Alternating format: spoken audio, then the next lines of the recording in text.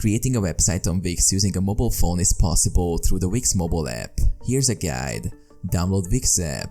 Install the Wix mobile app from your app store. Sign into your Wix account or create one if you're new. Start a new site. Tap on the plus icon or create new site to begin. Choose from the available templates or start from scratch. Customize your site. Edit your site's design by tapping on elements to modify them. Add text, images, videos, and other content by using the editing tools provided. Adjust fonts, colors, backgrounds, and layouts to personalize your site's look. Add pages and sections. Use the mobile editor to add and organize pages, sections, or galleries. Rearrange elements by dragging and dropping them as needed. Preview and edit. Preview your website to see how it looks on mobile devices. Edit and fine-tune the design for mobile optimization.